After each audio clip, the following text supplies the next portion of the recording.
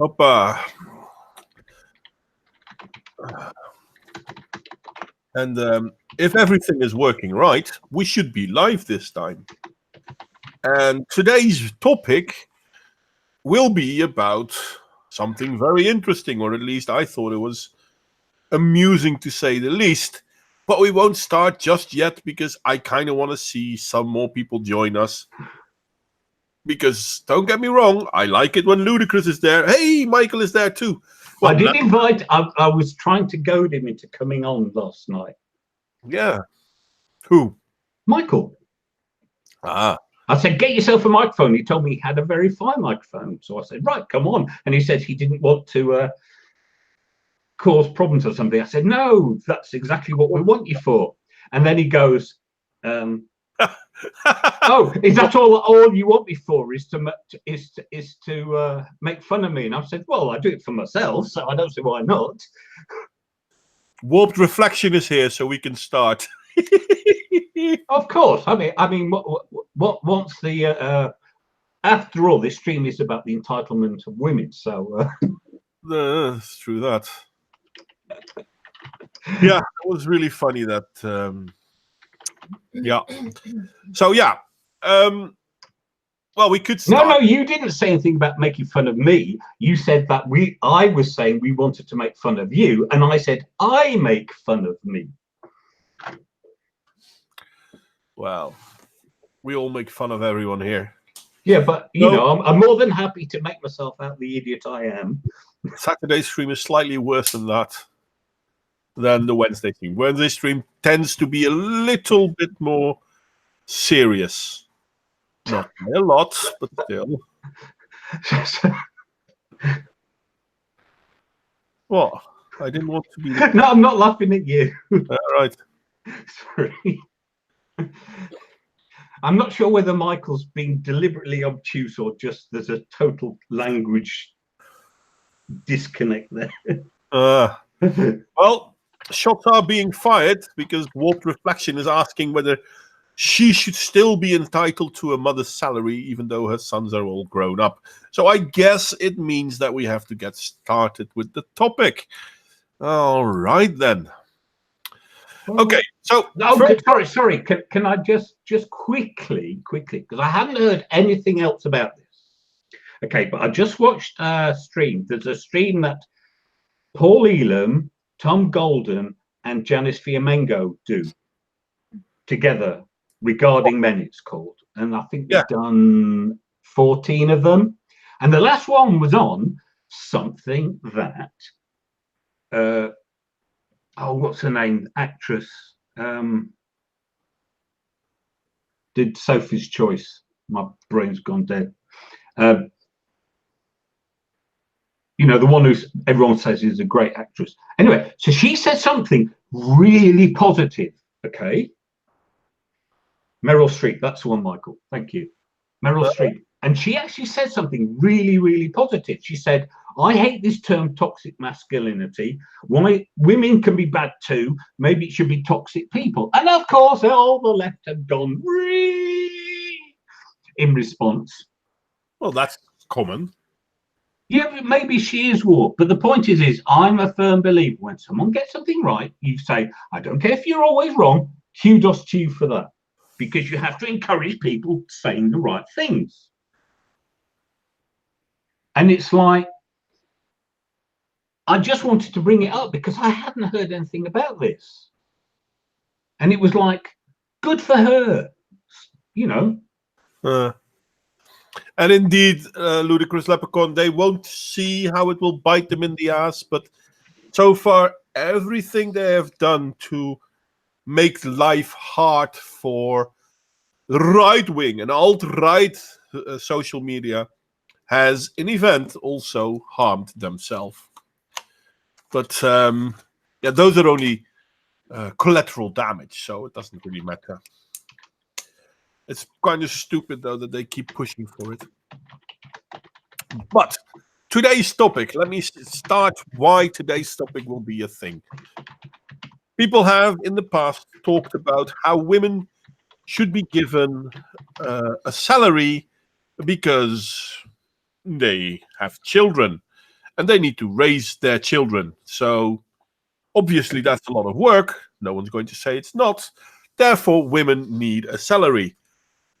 And then you're going to first ask yourself, who will need to pay? Who will need to pay that salary? Men, of course. That's the funny part. No, not men. No, men, because men pay the majority of taxes. Women take out more than they put in. Women paying taxes too, so you can't say... No, they've done studies, okay?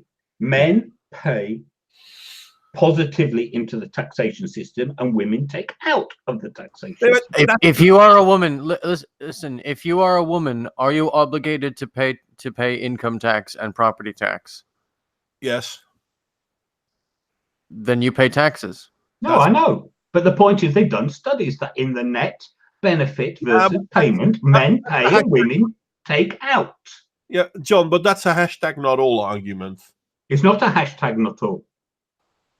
Yeah, it is. Not all women take out, not all women pay in, not all men pay in. But if you're asking about who's going to pay for the system, you're talking about a generalization, and the generalization is men pay and women take out. You can't say, oh, I'm going to make a generalization and ask a general question, and when you get a general answer, complain that it's not all. In this case, it does fit. No. Because not all women want to have a salary for being mothers. No, of course not. That's not what we're talking about. Yeah, but that also means that you can't say, well, women are net detractors from taxes because most women are. Well, that's not the point. It is the point of the question, who's going to pay? No, because the women that aren't net detractors also going to pay.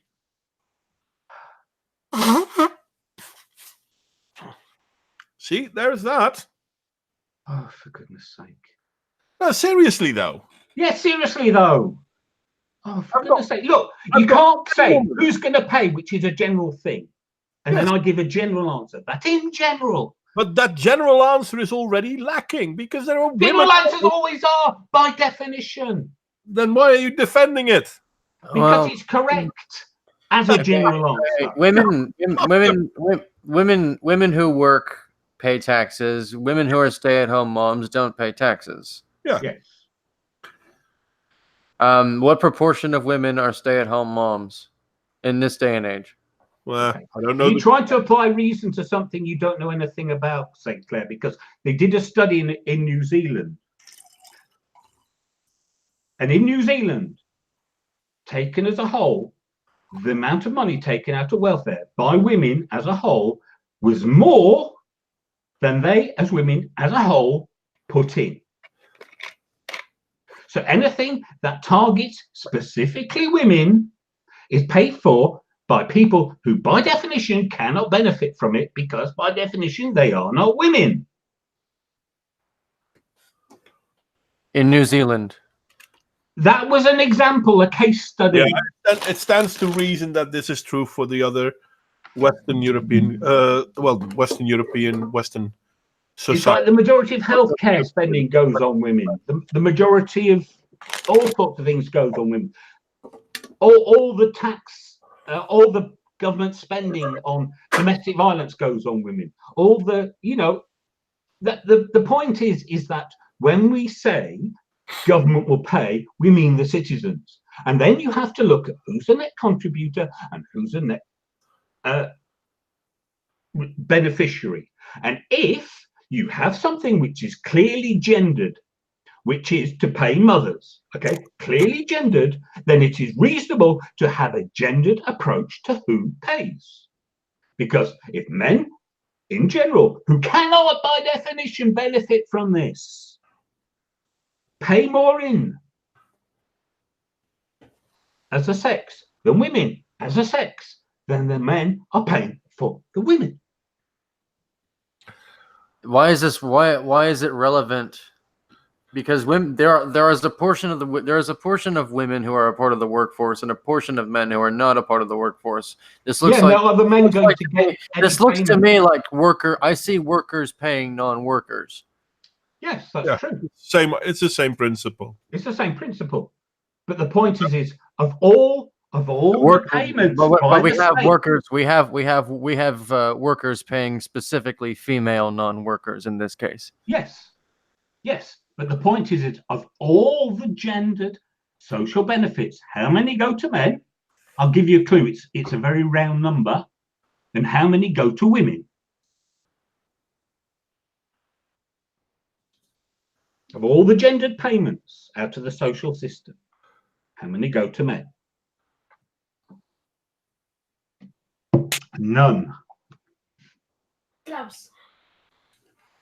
Thing is, though, the whole idea of whether women should be paid to have children or not is a bit of a problem, because the reason certain women are advocating for it is not because of a positive reasoning, as in we want to have a better society, we want mothers to stay at home, but out of a selfish reason.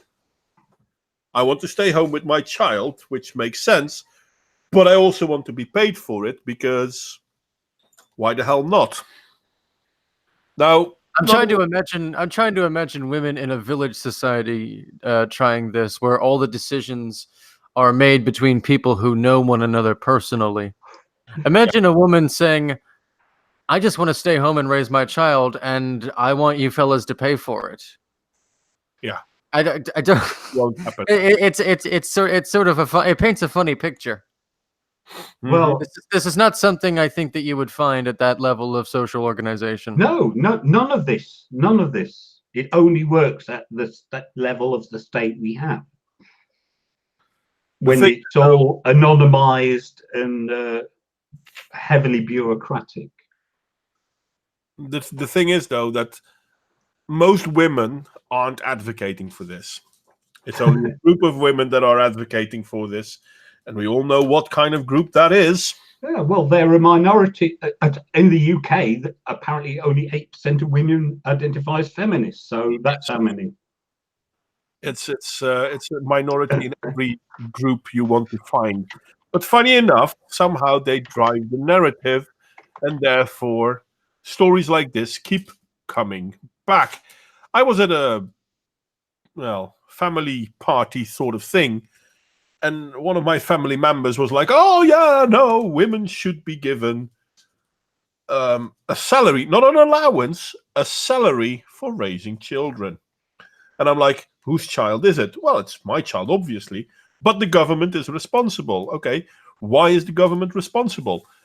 "Well, the government is responsible because now I can't work." "Yeah, but aren't those choices?" "Yeah, but if I do work, then I have to hire someone to take care of my child." "Yes, fair enough, because it's your child." It is kind of double. And I know that in the UK they had this discussion earlier, and I'm thinking about the 90s or something, maybe even before that. And how do you do it? They gave a lot of money, a child. How do you call it? John, how do they call it? If you're a mum, they give kids to give you money for your kid. Well, child benefit. Child benefit. Thank you. Now we have the same in the Netherlands. In the Netherlands, it's not that much. It's about at this point in time 190 euro. 190 euro per 3 months. So it's not even enough to buy 3 months worth of food for him, but it's a little extra to help with raising the kid. Are you entitled to it? Well, it's been quite common here. It has been broken down a lot because it used to be more, but then all of a sudden there were people that said, "Oh, you know what? I can also have 8 children." And all of a sudden, I have lots of child benefit. Yeah. Can I just gaming the system? Go on. Yeah, because I think the problem here is it's called child benefit. What the feminists want is the mother to get it be the mother's benefit. Yeah. I mean, we know a lot of mothers see the child benefit as theirs, but it still has the word child in it. True that. That's their problem.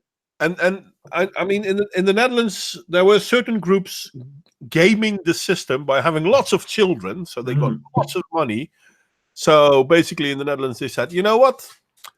The total money you get per month, that's going. Oh, sorry, per 3 months, that's going to be halved, and you get X for your first, X for your second, and everything after that, that's your problem. Which, in all fairness, I like the fact that we get this money. It's very useful. Money is always useful. But we get it. I don't mind. I mean, if the government were to say, okay, you know what, I'm going to stop completely with it. Yeah, we're going to miss it. But we'll manage. We'll turn it around.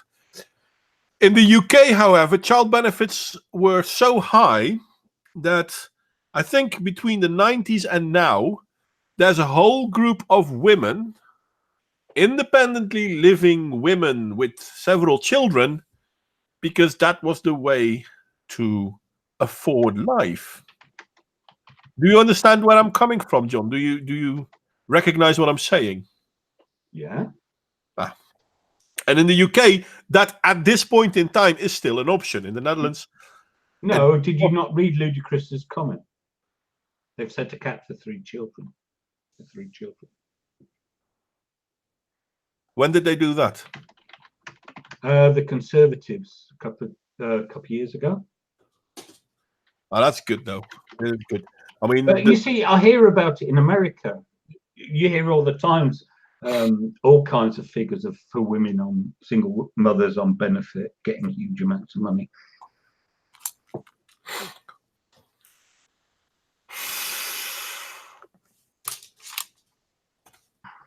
Yeah, and I mean, if you get more money, but only if your 4th kid is because of rape, then you just know there are going to be lots of rape accusations. They did that with. So we used to have this principle called legal aid, which was state funding for a defense lawyer, or a lawyer, but often a defense lawyer, and they changed the rules because it was costing too much. Yeah. And women could only get it if it was a case of domestic violence. Oh, guess what? The reports of domestic violence shot through the effing roof. Yeah, because, well, you need to have a reason why it's suddenly acceptable. No, not acceptable. You have a reason to get the free shit. That's what I mean. So to make the free shit acceptable, you have to come up with some story. It's the same that when a narrative is needed, that narrative is being driven. Yeah, but the problem is the whole feminist premise is, oh, women are perfect angels. They would never abuse the system. They never make false allegations. They would never lie about things. Yeah. And there's another problem here, is that once they begin lying about it, once the deception goes on for a long time, they start believing it. Yeah. Because the person who the deceiver who is the most successful is the one who literally believes that what they're doing is real. Yeah, self-deception. There's a very good book on that. And the problem with that, Robert Travers. What is that? What is that book called? It's something about the science of self-deception by Robert Travers. Oh, would that be The Folly of Fools? No. Hang on, I've got it on my Kindle. That's one that I wanted to read at one point. No, this guy actually almost invented the psychological research into this subject. I'd very much like to know how to get a hold of the book that you're talking about. Yeah, I'll put you the info. Hang on. I didn't know if it was. I've heard of Robert Travers before. He's highly respected by the scientists that I respect. Yeah. Hang on. Oh, for goodness sake. I have far more books bought than read, unfortunately. The Deceit and Self-Deception, it's called. Robert Travers.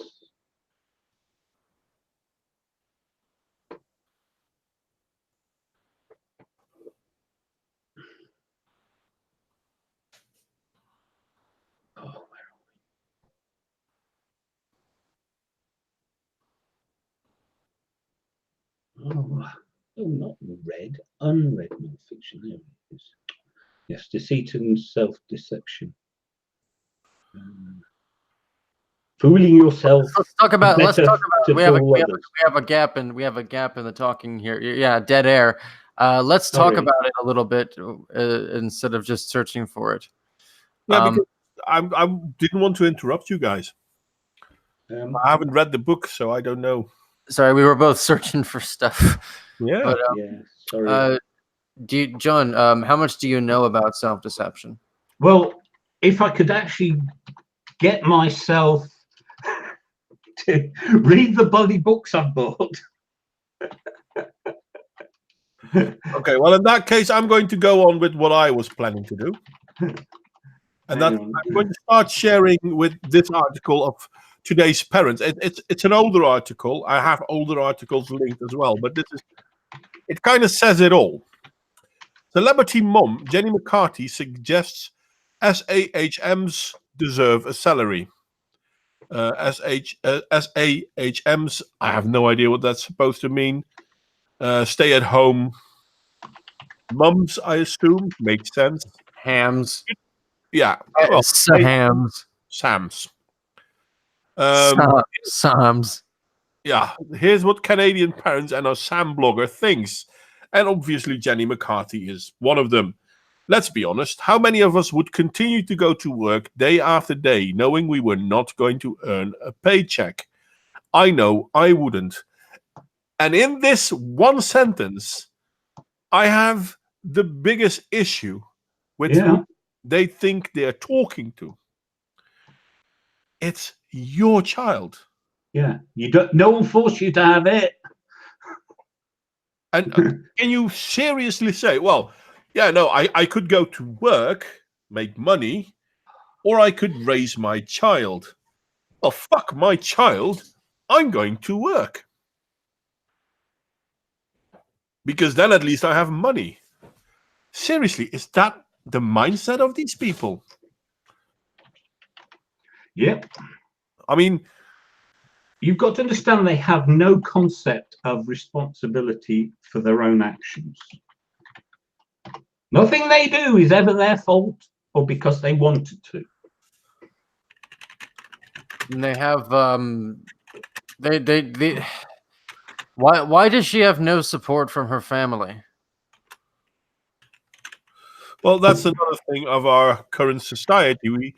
We have created a society that doesn't really want to be a society. Individualism has gone through the roof. Yeah, but you say that, but it's in parallel to all the bloody socialistic bollocks of all these people. You know, it might be argued that individuals cannot stand on their own. No, that's true. I mean, there's two ways of looking at a system from individuality. You can be individuals within a group society. So you could be an individual in a village, but you would still be there for the rest of the villages. Or you can be an individual in a socialistic society. Funny enough, the second one is harmful because it breaks down social structure. This is one of the things I like to point out. There's a huge difference between social and socialistic. Socialistic movements, socialistic groups are tending to be not individual. And if you are an individual within a socialistic group, you either find yourself ostracized real fast or killed. And that's basically the gist of it.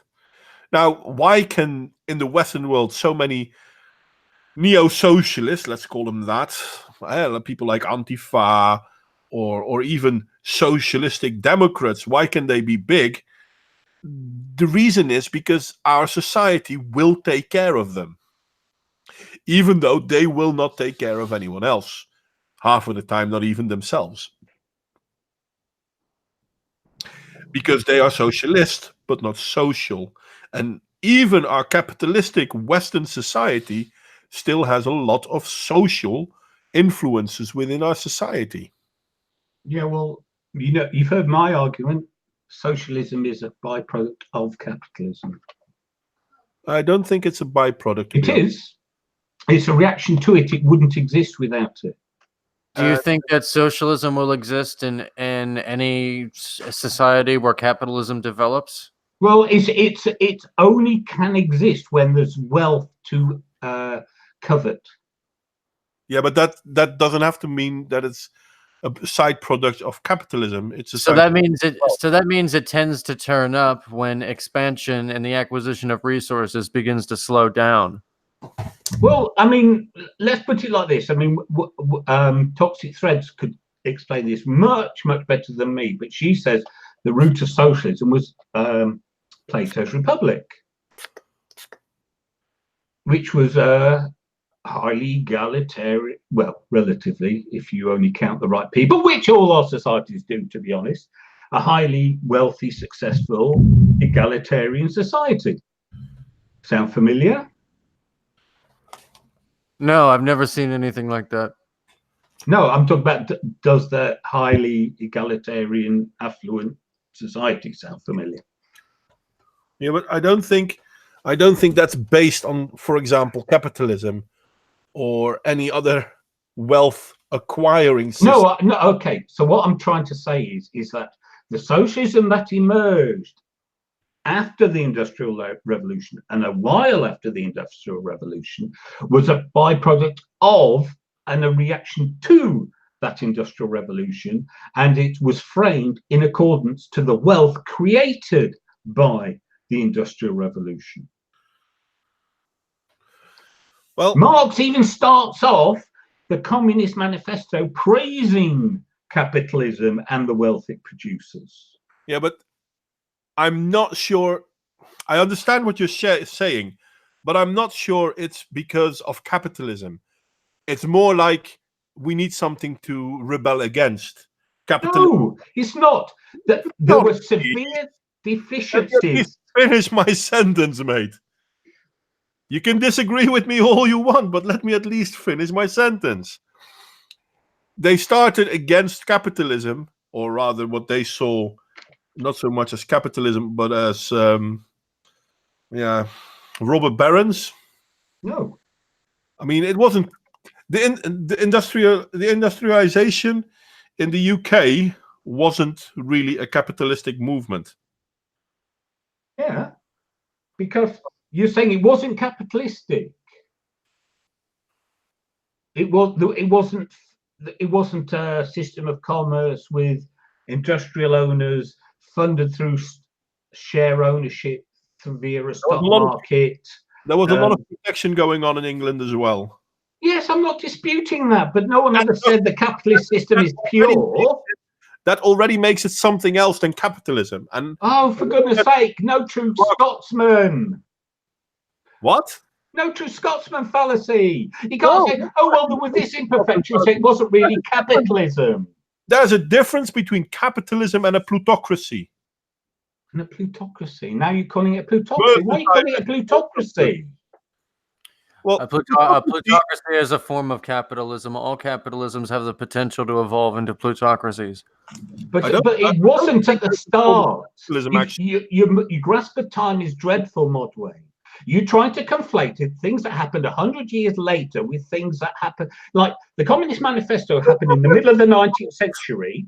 I'm describing things that happened at the beginning of the 19th century, and you're describing things that happened at the end of the 19th century. Well, that's not true either, because even at the beginning, the ones starting the Industrial Revolution, so to speak, the companies starting it, got protections so to make sure that they were the only ones who could do some things.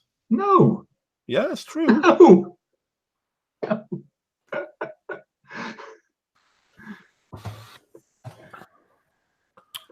I wish Toxic would come on. Toxic, what do you mean by mercantilism? What is mercantilism, and how do you separate it from, how do you distinguish it from capitalism? And now we have to wait for her to type. Or any of you could answer that. Well, I can guess. She's talking about the, because prior to proper industrialization, there was a whole, the wealth of Europe was based in banks, it was based in merchants, mercantilism, merchants. So you had a lot of wealth in the German area, because of merchants, and so that is, I think, what she's referring to, which preceded industry, because it gains value by transporting things rather than by actual manufacture. I don't understand this. I'm trying to share pages and it simply won't allow me to. That's weird.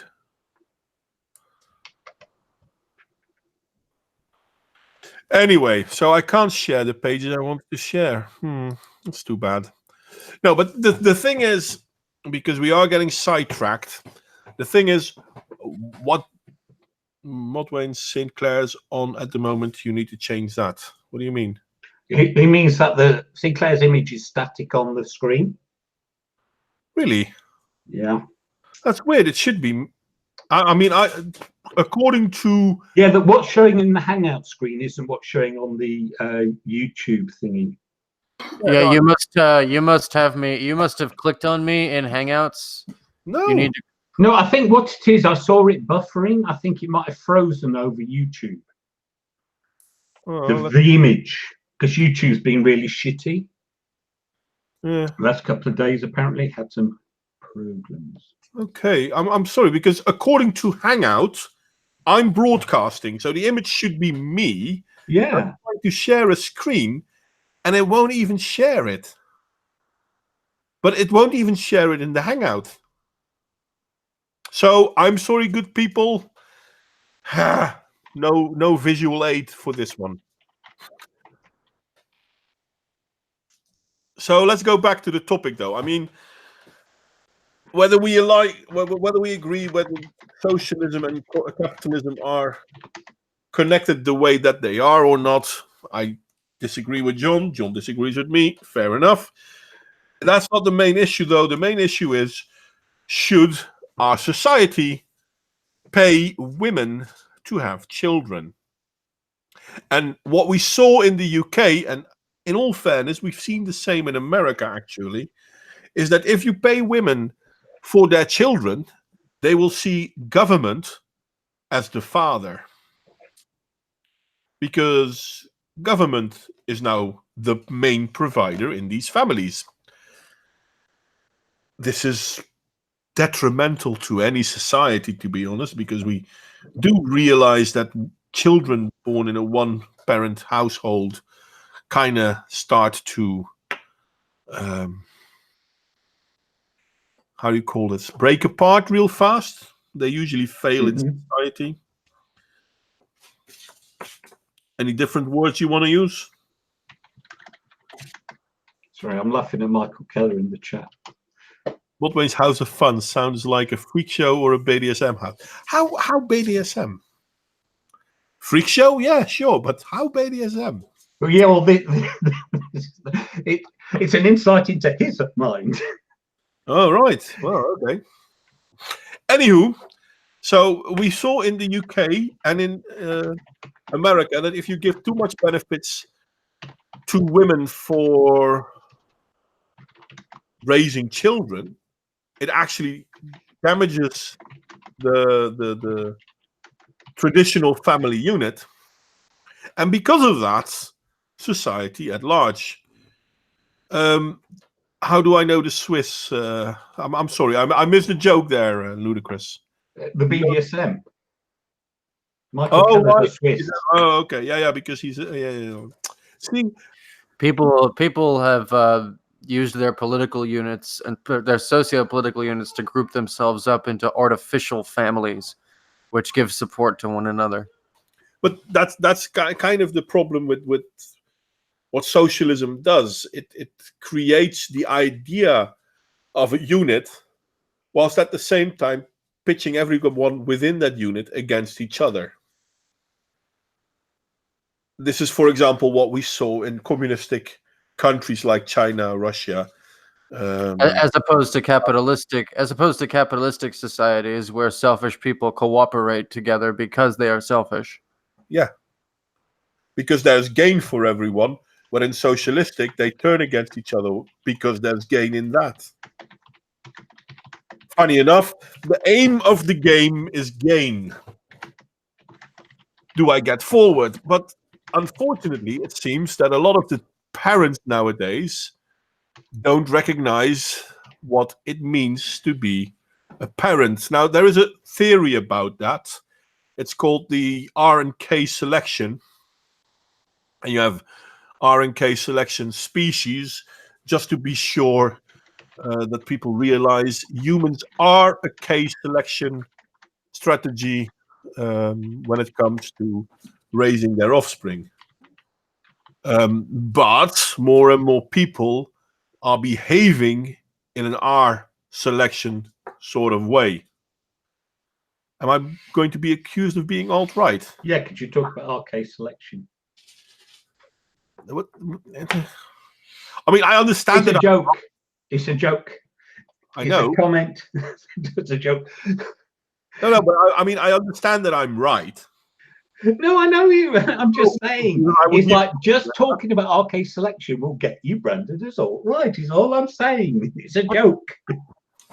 It's weird though, because I have absolutely no idea what this would have to do. Is that, you understand that you're right? Is that an age thing? Because I have absolutely no idea if I'm right. It's an experience thing, probably. Trout will come after you and preach at you about the short trout pregnancy. Yeah, but it's... Yes. And it's not just that, but on the Honey Badger stream, Brian interviewed a guy from a far left YouTube podcast channel thing, and the guy was going mental about the fact that Honey Badgers had once had Stefan Molyneux on, because Stefan Molyneux is this horrible racist person, and because he talks about things like RK selection theory. Thus my joke, which obviously was not at all obvious. Is about biology. Yes, I know. That's the joke. That's why it's a joke. You talk about certain facts, and just because you're talking about them, you get labeled. Right. Because there are lots of mammals that are K selection, and there are lots of mammals that are R selection. Humans are K selection. Whether we like to or not, we are. Oh, well, you do know the leftists hate biology and facts because they're signs of the patriarchy and white oppression. But what the funny thing about the RK selection theory is that under how do you call this? If there is a lot of wealth, no, not so much if there is a lot of wealth. It's more like if there is less threat, if there's a lot of safety. I think safety is the best word. K selection animals, including humans, tend to behave more R selection behavior, which is a problem. Now, funny enough, if we look at the Moustopia experiment, it's an experiment I've mentioned in the past a few times. I assume people know what it's about, but I'm going to give a small rundown for the people who don't. Moustopia was an experiment where they created an area of roughly a square meter, a little bit bigger. And in that area, there were several colonies of mice. There was food, there was water, and there were absolutely no threats. Nothing could happen to the mice there other than old age. The mice obviously didn't know this. But after recognizing for a period of time that there were no threats to them, and food and water was always going to be there in abundance, what happened was that male mice started to behave more in a feminine way. Funny enough, I don't know how they recognize that in mice, but they did. And they started... Because you can determine... They can adopt a full female. They can adopt a full female posture and be mounted by other males. Yeah. And you can identify sex typical traits in any species. Yeah, fair point. And the females started paying less to hardly any attention to their offspring. Now, mice are already an R selection animal. They have lots of kids that in a short period of time need to survive. But even that short period of time, mice tended to be less prepared to spend that time on their offspring. And our selection species, they don't need a lot of time because they grow really fast. They become independent really fast. Now, in a case selection species like humans, this is not the case.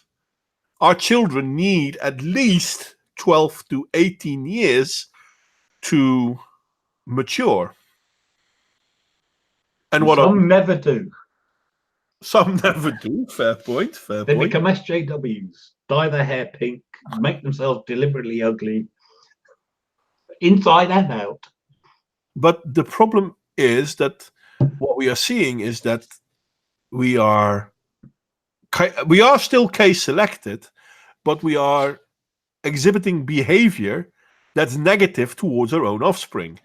And funny enough, if we look at should women get a salary from the government to have children, one could argue that this in itself will only accelerate the misbehavior of children and the mistreatment of children by their parents, because there is less of a challenge in it. The situation is safe. There's money. The kids will have food. I don't care about the kid. Well, my solution is simple. We need a lot less welfare for a lot fewer things. It should be a genuine safety net, just enough to survive in extremis, except for genuine, properly vetted exceptions of the people who are literally incapable of looking after themselves, the severely disabled or whatever. And apart from that, no welfare. If you want money, go and earn it. And we should get rid of all the absurd disincentives for people already on welfare that stop them from wanting to go and earn, because they get benefit taken away at such a ludicrous and high percentage. It's not worth them working. No, and therein lies my problem, because I understand that Western societies want to give incentives for parents to have children, but it should be an incentive. It should be a carrot. It shouldn't be enough to survive. I mean, Toxic talked about how in Korea a woman gets a year. Well, a family, I assume, gets a year of free rent if they have kids. Now, I assume it's only for 1 year. Well, she said it was 1 year, but she didn't say whether it was for one child, because the problem is you have the welfare baby factories who will time, and I've heard this, that there are women who will time their reproduction specifically to optimal welfare recipiency. Yeah, well, shit like that does happen too. That is true. But at the same time, I'm sorry, if it's only that you're going to have your rent paid, it sounds like a lot, but it's not really. Yeah. Because at most, that's 4,000 euro per year in Europe. You can't live off that money, but it could be an incentive. Extras. Here's the thing about why it's women, not and it's titled mothers. Why it's women and not families, because of the way that welfare systematically is targeted only for the needy. And if there's a man, then you're not needy. And so welfare deliberately destroys the family. Yeah, and that's a problem. But I'm not sure if that's the case with the Korean example. I didn't know much about it to begin with. So if Toxic is still here, maybe she could clarify on that one. But I agree, the recipient shouldn't be the mother. The recipient should be the kid or the family. Now, kids don't do much with money anyway. But in case of free rent, it's money you're not spending. It's not money you're getting. Yeah, you say that, but rents, especially in certain cities, are a prohibitive problem. Yeah, but that's a different problem. We see that especially in countries that have a form of, how do you call it, protectionism on the buildings market. Well, maybe, or you just get certain cities that attract more people than there's room for, while other places are deserts in terms of jobs, and so everyone wants to leave them. So, you know, I mean, you have this irony that the individual needs to do what's best, but then when all the individuals realize the same solution is the best solution, you end up with situations like not enough houses here where the jobs are, and too many houses there where no jobs are.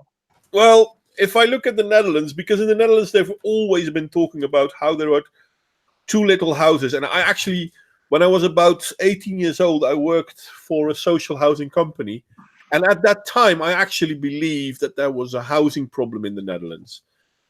The problem is there isn't a housing problem, or rather there is, but it's not because there aren't enough houses. You always see in the UK there aren't enough houses, and importing 300,000 people a year for a decade doesn't help. No, that is true. But even in the UK, there are enough houses. The problem is the prices of these houses. No, it's not. It's a distribution problem for a start. Having a surfeit of houses in Middlesbrough does nothing for the housing situation in the southeast of England. True.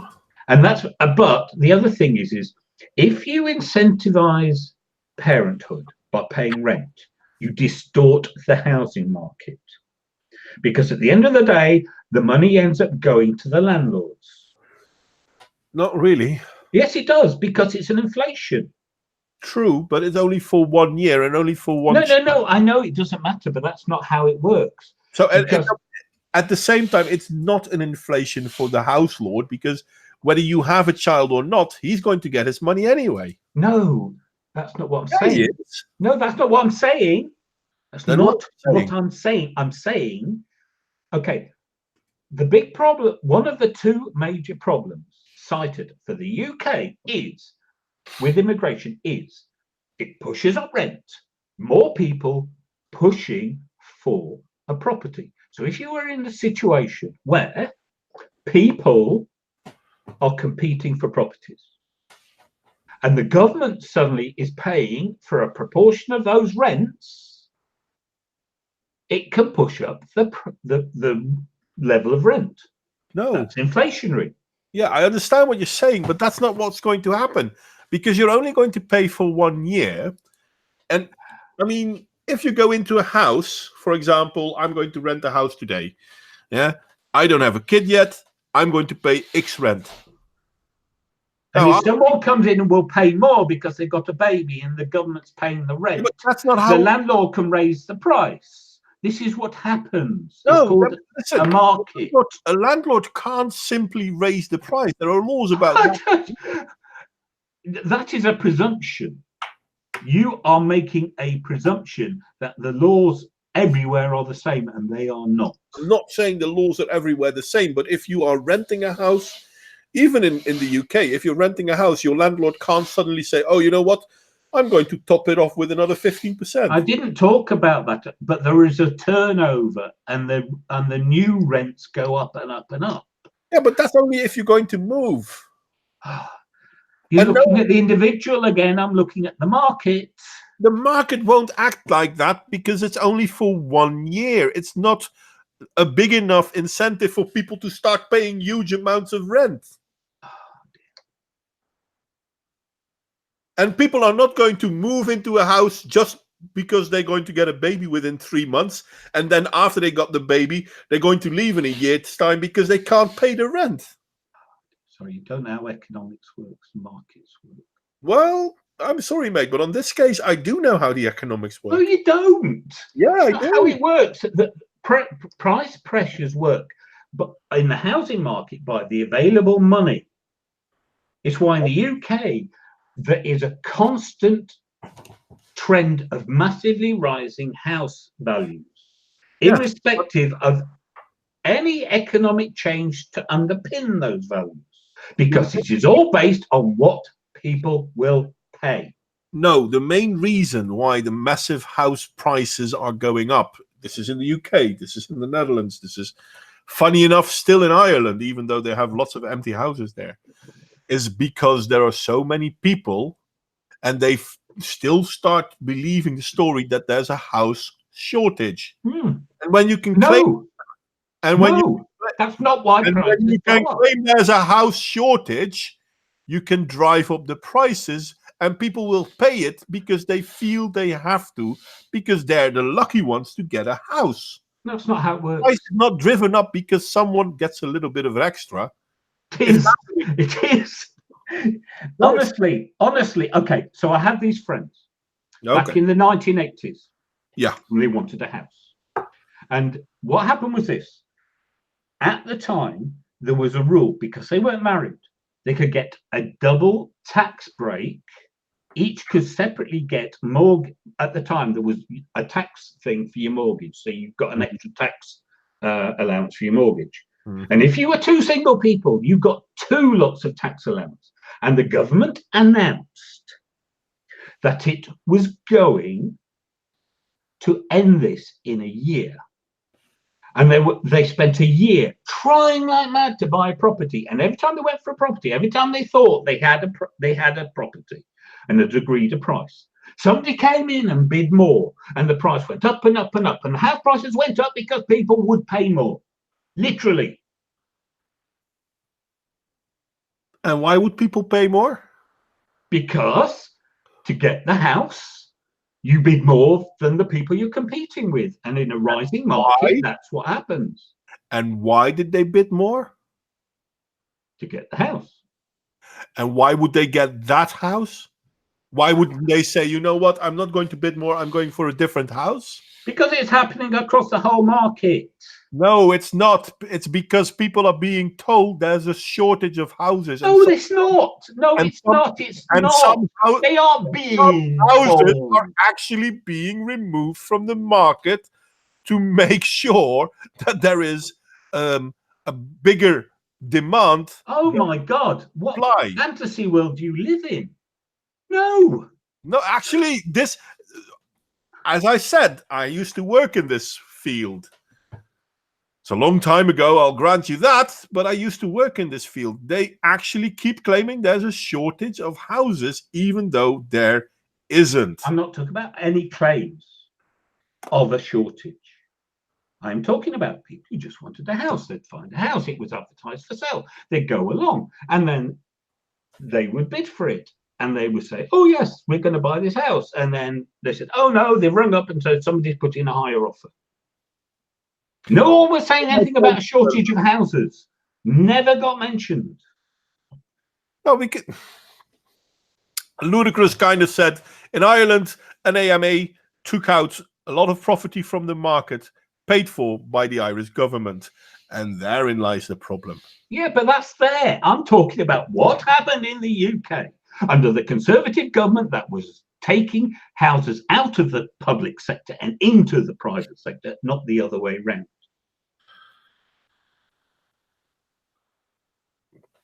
Okay, let me see if I can find how many houses in the UK are actually empty. We were talking about the 1980s. You got to look back to the 1980s. Well, let's start where we can start, shall we? Well, no, because you can't make an argument about fundamentally different conditions.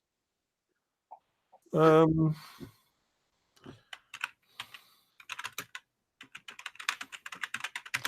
disagree with you on that one too, obviously. The problem isn't so much that it happens. The problem is that people are pushing a narrative over it. Now, let me see if Who are these people? And what power do they have? And how did they get it? From it? In all fairness, if we look in the Netherlands, the ones that are benefiting from it most are the building corporations. Why? Because they can drive up prices. Now, governments are also benefiting on it because, for example, if I want to build my own house, I have to buy a patch of land. And in the Netherlands, that's fucking expensive. My house is cheaper than the land it stands on.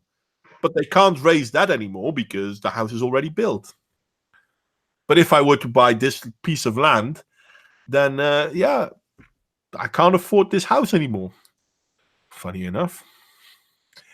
And governments and building societies are in it together. It's a protectionism scheme, fair enough, which will drive up prices.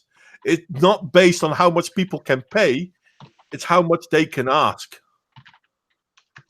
And as long as everyone is making sure that they are asking roughly about the edge of what people can pay, people will pay it.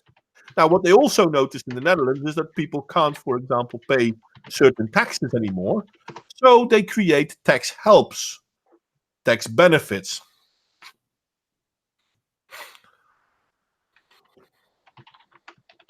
And the only reason why prices can still go up is because governments then take part of the slack. So yeah, it does explain why house building is a problem. Okay, let me see this. BBC News 2018. 11,000 UK's homes empty for more than 10 years. Yeah. Where are they? Sorry? Where are they? Well, let's see. Empty homes spike in London commuter belt. So I assume it's there. The most empty homes are in Leeds, Bradford, Cornwall, and Liverpool. So there's that. This is just a fast BBC. I'm sorry, guys. I can't share it with you. I wish I could. You could put the link in the chat and people could look it up for themselves. That's true that. True that. But yeah, rich people houses. Well, maybe, but these houses are empty, so...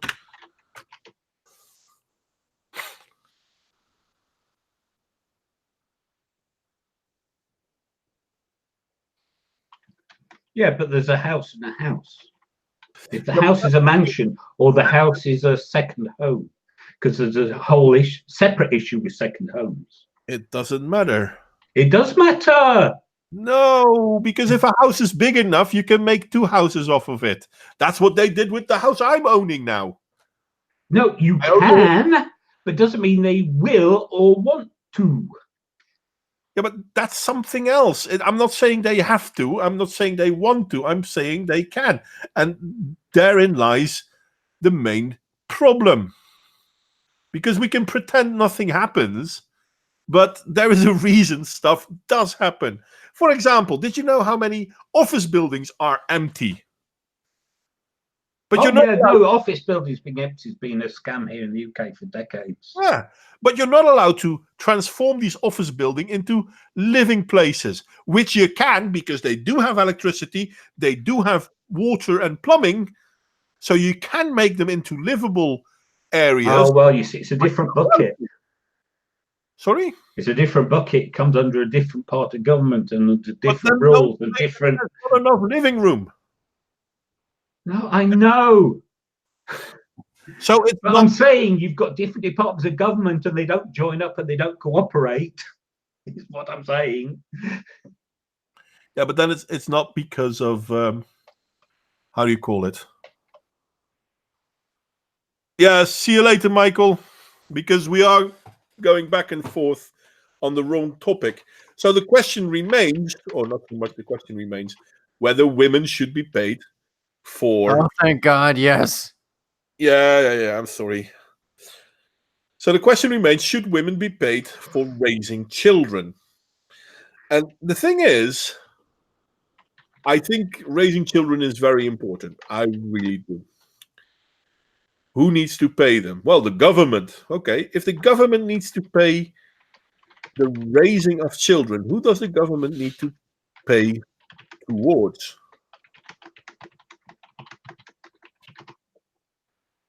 Does government need to pay for the raising of children? That would depend on... Well, the question is, do you want... Well, it's interesting because this two things. One, this helps children who already exist and need to be cared for. Their mothers don't want to care for them. They don't want to work to care for them. And this is the only thing you can do besides taking them away. Okay, so now I'm going to ask something else. On the other hand, this also incentivizes. This could also incentivize women to have children in order to receive a stipend, So without having to work. the question then becomes, what do we want to have? Do we want to have children? And if we want children, how do we want to have these children? Do we want to have these children within family systems?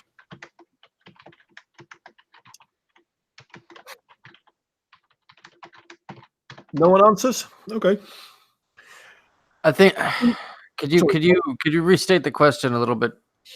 Well, as I said, what do we want? Do we want to have more children? And if so, how do we want those children? Do we want those children with single home parents, or do we want them in a family system? Yeah, I already answered that in the chat. I think generally speaking, the more people you have working, cooperating with one another in a sort of in a sort of family group. It doesn't necessarily have to be people related. It can be friends, but the more people you have working together, living close to one another, the better. Actually, the stats are in. The actual biological father is massively important. The stats are in that even step parents do not come anywhere close to providing the same outcomes, positive outcomes. Why? I don't know. The stats are in. That it's just a statistical thing they calculated, that when you look at educational attainment, crime conviction rates, those sorts of drug use, those sorts of things, the children who grew up with the biological father do far better than anyone else, and the children with no father figure do worst of all. Well, yeah, we know that children that grow up with no father figure, both boys and girls, are likely to fail in life. Not 100%, obviously, but far more likely. Now, biological parents, on average, are the best. But I mean, the point is that they don't always have to be in the same house. No, they just stay involved. Yes, involved, because it's the biological parent who is actually devoted, committed, and it's not to say other people can't be. Mm-hmm. But overall, when we have a feminist-inspired philosophy which says, "Oh, fathers don't matter; it's just the mother who matters," that is a recipe for disaster. Well, my philosophy is that biology, the biological link between the two organisms doesn't matter as much as the social link between the two organisms. Basically, it doesn't. What matters is how well the child is taken care of and the bond between the parent and child, not the actual genetic relation between the parent and child. No, and that is probably true. And here's the fundamental problem between the individual and the general case. Individually, you are absolutely correct. It just happens that generally it's the biological bond which stimulates the other bonds. And so they tend to correlate very highly overall. But there will always be exceptions. There will be biological relatives who are shit, and there will be non-biological relatives who are brilliant. Yeah. You can't make hard and fast rules. But if you have a direction, the direction should be towards father involvement. Yeah, biological father and mother is best. Stepfather, stepmother can still be good depending on the attitude of stepfather, stepmother. But it makes it a little bit harder because children will always have to learn to adapt the fact that one of their parents might not be his biological or her biological parent, which can influence their behavior as well. Yeah. But no, I mean, to answer your question, which I did in the chat before, it's intact families we should be encouraging. The problem is all the focus is on it's on women. It's not the children. It's not about the children. It's about the mother. It's about the woman. But the woman should be paid for exercising her free choice in regards to her biology. Yeah, but it should be. It only should be about the children. And therefore, you shouldn't pay mothers. You should, if you provided any support, which I don't agree, it should be to the children. Yeah, and I like to see what Warped Reflection said. My dad and bros were my son's role model because their dad chose not to have much to do with them. I know a lot of examples like that. They still, hiccup and all that. Your kids still had positive male role models within their life that are not their father, but they're still closely there, which is also important. I know that from my own perspective, my parents divorced when I was young. My grandfather took the spot of my father. So you still need a positive male role model. That's one of the things that I always hate when people talk about toxic masculinity. Toxic masculinity has a vagina and 2 tits. But the thing about raising children, you can't do it. A woman can't do it alone. A man can't do it alone. Don't get me wrong. I'm not going to say one is better than the other. You need both. And therein lies the problem. When women start advocating like how they need to be paid to stay home with their kid, then where is the father in all of this?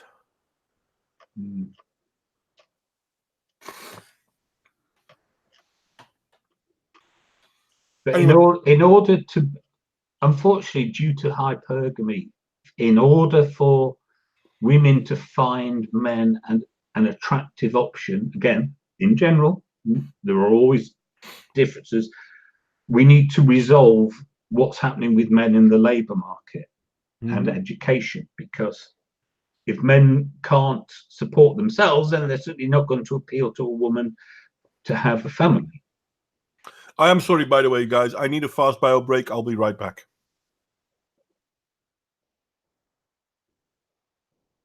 Well, shucks. I have to entertain. I have to help John entertain the people while he's gone. I've just found you a report. Sorry, it's the first result in an internet search into the results of father absence. All right, I'm actually child curious about that. Can you? Yeah, I'm just going to paste it into the chat. Would you like to talk about it?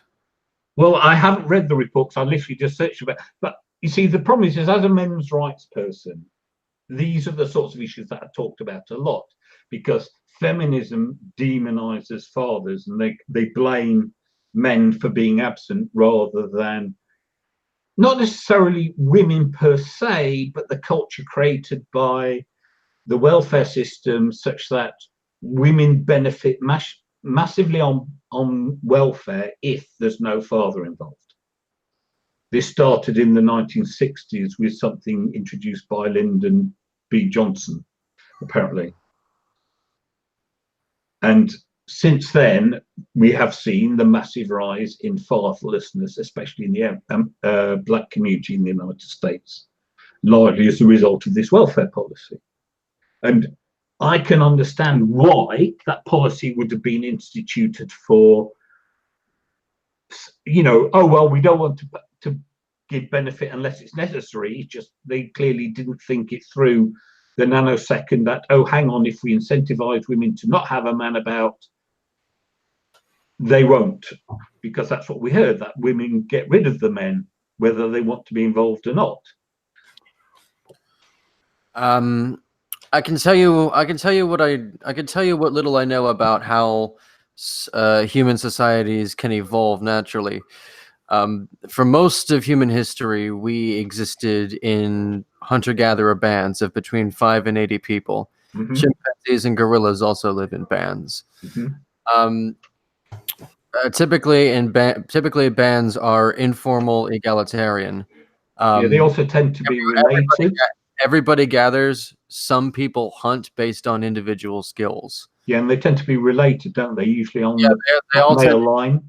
They almost all tend to be related by blood or marriage. Yeah. And most people who are related to one another tend to contribute to the raising of the child and to the distribution of food. Everybody has debts and obligations to one another, and there's very little violence. When there is violence, there's a great amount of mutual recrimination, and a lot of times bands destroy themselves that way. Yeah. Well, actually, I mean, it speaks to a, sorry, can I just say, it speaks to a point you raised earlier, that no, the individual cannot survive. We are a social species because individuals are incapable of surviving in the wild. In general, we evolved to live and thrive productively in social groups. You know, we're a relatively weak species who overcome much bigger, stronger creatures through group activity, not individual prowess. Cooperation. Yeah, we are inherently in this case, cooperation between hunters. Yeah. But also, as you said, the gathering. Right. Now, gathering eventually evolved by about 10,000 BC in the Fertile Crescent. Began to evolve into agricultural food production. And with that, bands gradually evolved into chiefdoms comprising several villages, permanent villages, and these places sometimes comprise thousands and thousands of people. There are too many people for everyone to know everybody else, and the economy generally becomes a redistributive economy where people pay tribute to a centralized chief who then redistributes the wealth as he sees fit. I'm trying to think of how exactly social groups, how exactly the social organization works. Well, you see, the thing to remember is, okay, can you so help me? No, sorry. When you first had the settlements, not all people settled. And so you also, in parallel, had the development of the raiding community, which meant that it wasn't just an agricultural requirement, you also had a defensive requirement, a military requirement, which would lead to a male-centered hierarchy. Right, because men are generally stronger and less genetically, and the ones who could be sacrificed to go off and be killed. Yeah, that makes sense. I mean, there is we are a sexually dimorphic species, and we are slightly different from one another depending on sex, and because of that, certain members of the population are genetically more useful as fodder. That's sad but true. Well, the difference in the reproductive cost means that women are the limiting factor to survival as a band. If you lose a woman, it's a massive loss. It's easy to do the math. I mean, 10 men can reproduce with 20 women and produce 20 children, but 10 women cannot. 10 women and 20 men will only produce. 10 women and 20 men will only produce 10 children. I'm sorry, I'm under the influence. Yeah, no, that's right. But so yes, so you have that. That is the root of gynocentrism, and it's not a complaint that men became expendable as a result. It's merely an observation that men became expendable as a result, and thus a dimorphism, because men being the ones who would go out and hunt. It wasn't just this kind of post-settlement warfare. Even in hunting, It's dangerous. You going up against mammoths, or you might come across some sort of big cat. It's dangerous.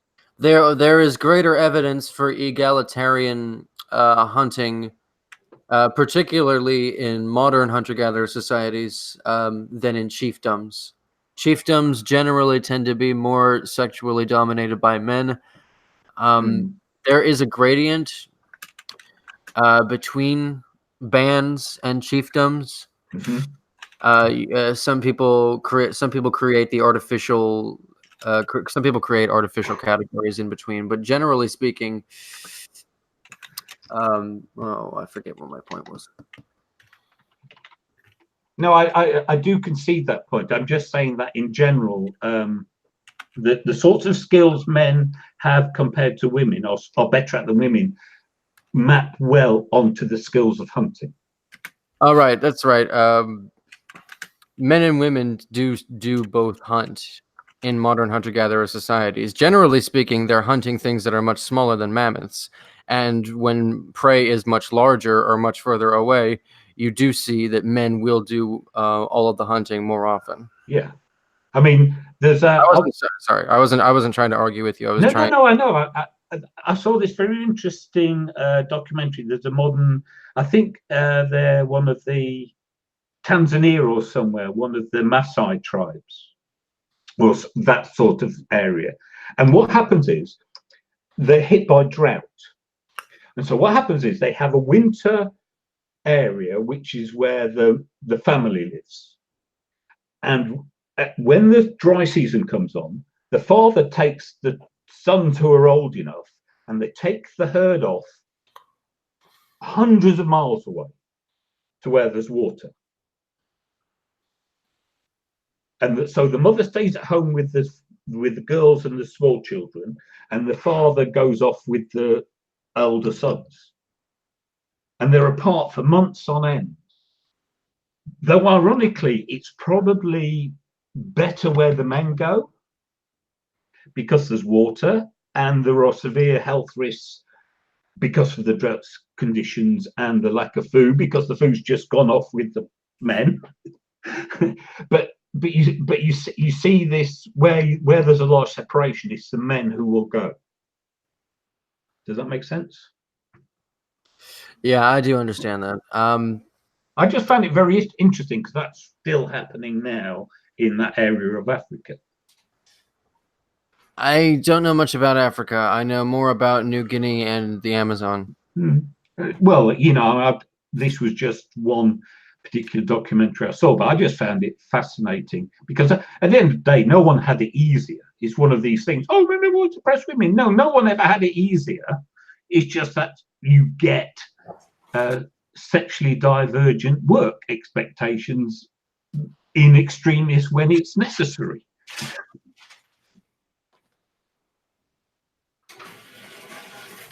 Yeah, I don't think any of us would argue against that. Yeah. Well, you know, sorry, but yeah. But yes, the thing you said about the warrior societies having more more male dominated is not a surprise, because I see that as the reason for male domination. Well, you could actually argue if it wouldn't be better for a society to be male dominated. Tricky. All of this is to maximize the production of children, correct? Maximize the perpetuation of human genes. Yes, exactly. Yeah. Which all animals essentially have to follow. Yeah. Right. If they don't want to go, if they don't want their species to go extinct, if that for some reason is more important than their individual needs, then they have every right to go about doing that. Well, it's a little bit double, because if we look at the history of the human species, the goal of the you need young people to take care of you. Sorry? You need to have children because you need young people to take care of you. There'll be robots. The Japanese will sort us out. But it is true that you need young people, and this is part of the history of men, of humans. But the whole propagation of the species is also about trying to create a more stable environment for the species to live in. Now, this has gone extremely fast in the last, let's say, 100 years, but it has been going on since the beginning. And humans have always been trying to make the world, Western humans, but I think African as well, and Middle Eastern as well. I think there's only been a few tribes that haven't tried to change their environment around them. I think as soon as a society goes, we should expect any society that can do so from a fair enough I'm sorry, I forgot. Let me say this right. We should expect that any society that has the ability to change its environment, to invade its neighbors from a fair enough margin of safety, will do so. Well, it started with as soon as a society grows out of the hunter-gatherer mentality. Oh, sorry, hiccups. As soon as the society grows out of the hunter-gatherer mentality, they will change their direct surroundings to fit their needs. And we've become way more adept at that in the last, let's say, 100, 200 years. But we've been at it for more than 10,000 years. Now, there have been a few cultures that haven't grown out of the hunter-gatherer mentality, and those cultures have been surpassed, overtaken, call it how you want to. But the Western society and the Asian society and the Middle Eastern society that did go into, how do you call it, growing their own food and herding their own animals, etc., a more agricultural society, they have been doing everything they can to make their life safer, to take away challenges. But so far, it always has been that the traditional family, or the extended traditional family even, was of the utmost importance. See you later, Nick. Thanks for coming, mate. But in the last 200 years, and one could say it's because of Marxism, but it's not true, because we saw the same at the end of the Western Roman Empire. So Marxism wasn't unique in that. One could argue that Marxist ideology has been way older than Marx. We see that the more a society starts becoming more stable, and the less threats there are within the society, the more decadent that society becomes. And yeah, the more decadent a society becomes, the more unsustainable it becomes. I have this theory. Okay, so you've heard of Maslow's hierarchy of needs. Yeah. Okay, so here's my theory. So they look at the hierarchy of needs, and as you got the hierarchy, you get towards self-actualization. Well, simultaneously, you could develop a hierarchy of problems. And the problems at the bottom are real shit you actually have to care about. And the hierarchy and the problems you get at the top are first world problems like manspreading. Yeah. So that while you get actualization, you also get a simultaneous trivialization. Yeah.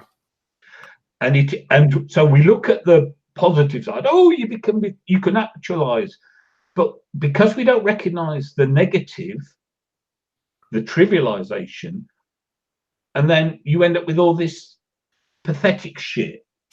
And it's like, for goodness sake, no one cares. Well, that's a little bit of a problem within the Maslow hierarchy of needs. I had this discussion not too long ago. The more people reach that point, the more people will, by definition, care. Oh, I know they care, but the point is there are enough people who can look at it and say, why are you caring about this shit? Right, but as those people have fewer and fewer problems, they will begin to care more. Yeah, I'm not saying they don't. I agree. I'm saying they shouldn't. No, but that's the thing, because Maslow's hierarchy of needs was written in a different time. This seems like a horribly designed mind. It seems like a horribly designed social system. No, Yeah. actually, it It is. You noticed. Let me try to clarify, because it wouldn't.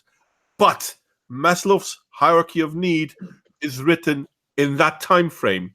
And the stupidity of humans is that we always use whatever we can and we look at it from our time frame. But in the 40s, and I know it's only like 60 years ago, but the world was vastly different. Well, didn't you write it in the beginning of the 19th century? As far as I remember, it got published, I think, during the Second World War. Oh, it is 43. You are correct. But at that time, the world was in a lot of turmoil. So the safety part, because, well, obviously psychological is the basis, because it's a psychological paper, but the safety part was the most important one at that time. Why? Because there wasn't safety in Europe. Okay, then love and belonging. Again, strong family bonds. It's necessary. A strong family bond creates self-esteem. And self-esteem doesn't mean that you have to think you're better than everyone else. It has to. It's about recognizing what you are good at, but also recognizing what you're not good at. And then self-actualization. But what we're seeing now, and people still think that what we're seeing now is also based on Maslow's hierarchy of needs, but it isn't, because we have safety. And because we have safety, we are now trivializing safety. Oh, no. We have to have a small door in front of a stairs because someone could fall off the stairs.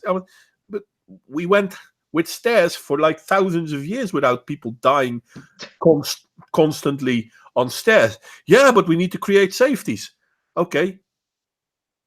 People are misdirecting the hierarchy of needs. And because of that, everything has become a travesty of the original. So safety has become a travesty. Love and belonging has become a travesty. Self-esteem. Which people now have self-esteem? People get participation trophies for failing. And then they get told that they do good. This sort of behavior is counterproductive. There is no self-actualization. Look at most of the SJWs. Look at most of the socialists. They are so divorced from reality because reality doesn't fit their narrative. But that's a problem of ideological possession, and it's not new. No, it's not new, but Maslow didn't calculate that in because it's not part of his hierarchy of needs. Because in his world... No, it's a very simplistic model, let's be honest. Yeah, it is. But in his world, that model did cover 90% of the world. Nowadays, yeah, of course. Safety. Well, who in the Western world doesn't feel safe? Well, we're not always feeling safe and still things that can happen. Compare that to Second World War Europe. Oh, I mean, the fundamental problem. I mean, if you look at, say, feminism, and all the complaints and it's all about striving for safety. And the reason they strive for safety is because humans want what they don't have. And you have a trade-off between freedom and safety. The freer you are, the more risk you have to accept. However, the problem is because we've had so much freedom, it's become taken for granted, become invisible. They want more safety or more perceived safety. Thus, the rape culture on college campuses, which are in fact the safest places on the planet, just about. Yeah. And the problem is, when you want more safety, you will never be satisfied. There is no end to that quest. No, because then they become a travesty of themselves. And you end up with women under Sharia. That is the ultimate in safety. You're not allowed out of the house. You can't reveal yourself. You've got to wear a burqa because that's how you're ultimately safe. Or, and this is what we're seeing happening in the Western world, women asking to be paid to raise their own child, because by doing so, they are basically demanding more safety. Well, but they're actually destroying the love and belonging system that a good traditional home should provide, and they're taking away the esteem of people. Because if you're given everything, then what did you earn? well, exactly. But no, I mean, the whole wage gap bollocks is all about the destruction of the perception of the family, because women spend the vast majority of money, far more than they earn. It's been demonstrated, okay? Mhm. And that happens because the individual isn't the unit. The family's the unit. And so it doesn't matter whether the man earns more than the woman or the woman earns more than the man, because they are not the unit. The family, the collective, is the unit. Yeah, and that's no longer the case. And no, but you have this obsession with the wage gap. Who cares? Okay, if it's two people, like in a gay relationship, like St. Clair, there's two people and one of them decides to do less work and the other one do more work in whatever arrangement they want to do. Mm-hmm. You've taken sex out of the equation because they're both men. But it's exactly the same dynamic. The problem with the male-female dynamic is everyone looks at the difference between men and women, does some averaging, some generalization, and then says, therefore, that proves something. It proves nothing. Because all you get is every single individual instance of a relationship with a man and a woman. You look at that, and you cannot refer from that instance up into the general, because that's a meaningless relationship. Yeah. But the aggregate makes the general. But what they're saying is, oh, we don't even want to consider the fact that people are living as a unit anymore. We only want to consider the outcomes for the individual. And it's like, but who cares? You only care about women earning less than men if you're going to end up alone with your cats.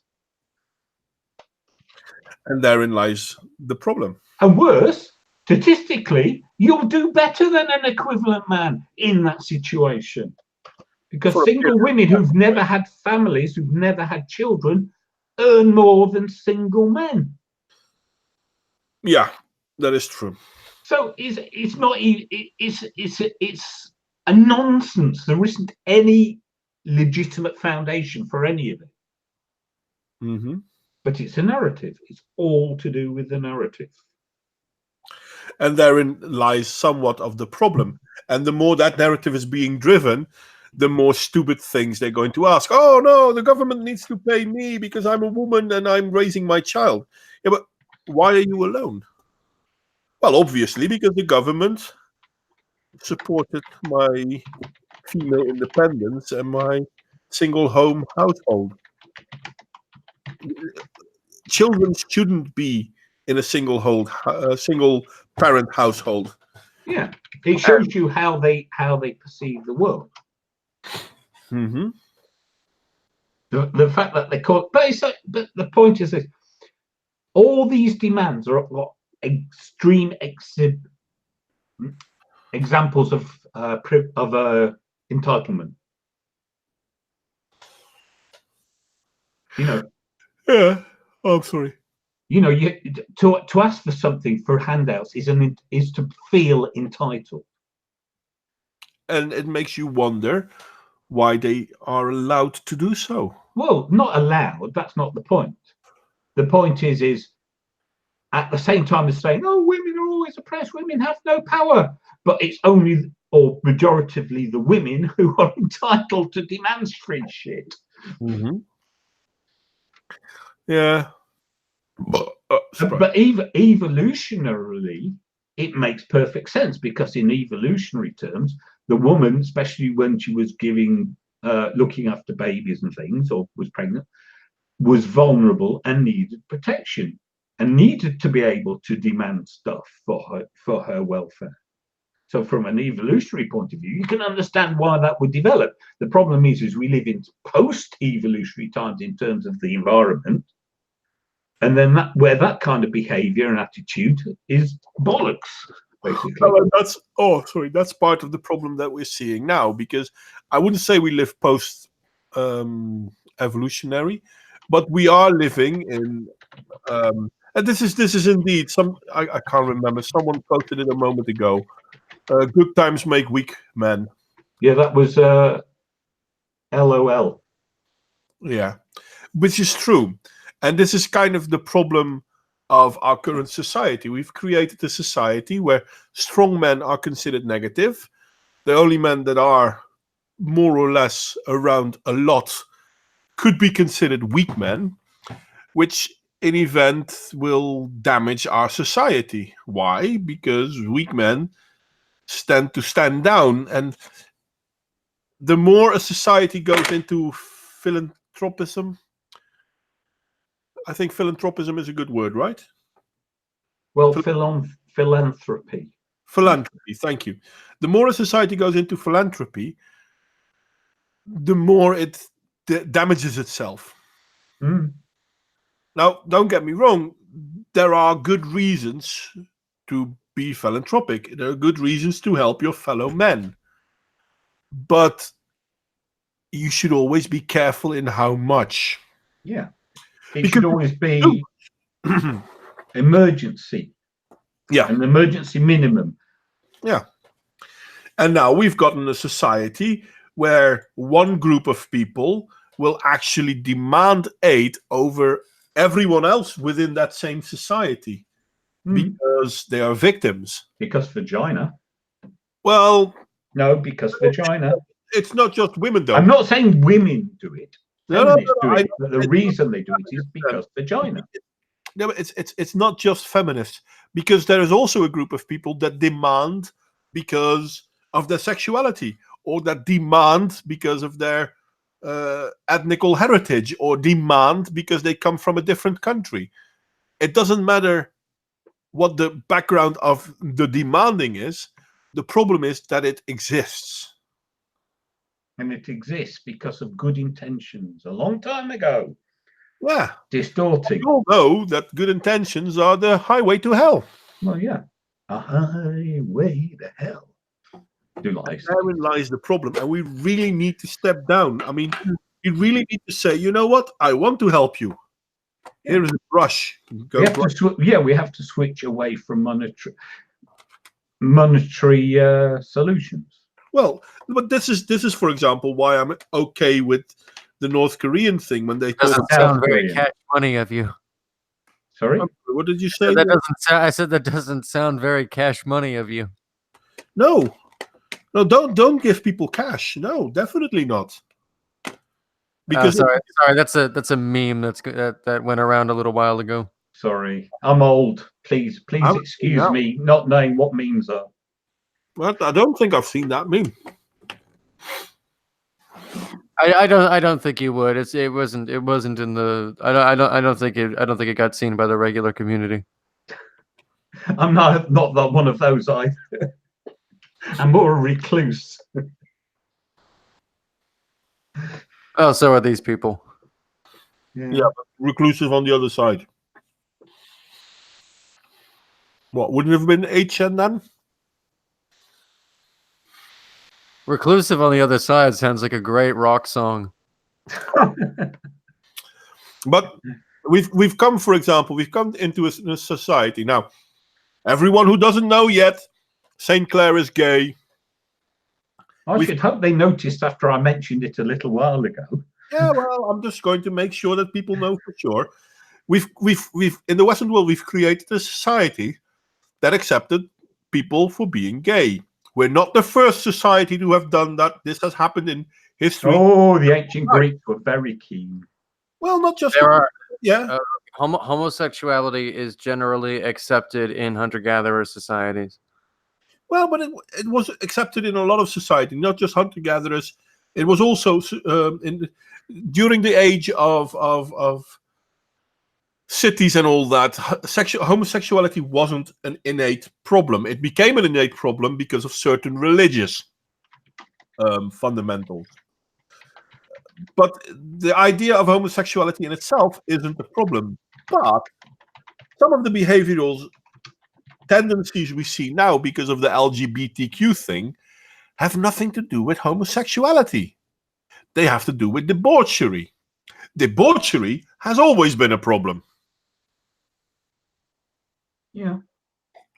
Well, decadence. Yeah, it's decadence. No, decadence is it's a luxury. It's something you can only do when you're beyond subsistence. See you later, LOL. But decadence is a problem. For example, if we look at the Roman Empire, well, the Western Roman Empire, its main problem was its decadence. Yeah, but again, because we probably see a very distorted perception of that society, by which I mean they were highly literate, but the highly literate component in the main was the elite. Mm-hmm. And so we get a very big impression of a very small part of society.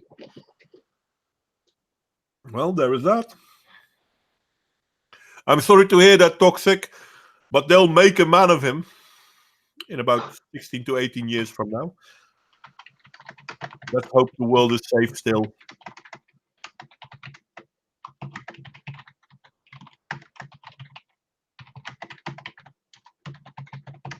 Sorry, I've got to make a really bad snarky joke to do with the Toxic's latest message. Now, I have to admit that I can see a lot of things happening in the world, but I don't see that happening. Well, no, which is why I wrote it. No, it's like people everywhere were looking at their papers saying this does not compute. Yeah. Anyway, we have sidetracked a lot. Any chance that we can go back to topic, or it's easy to answer. No.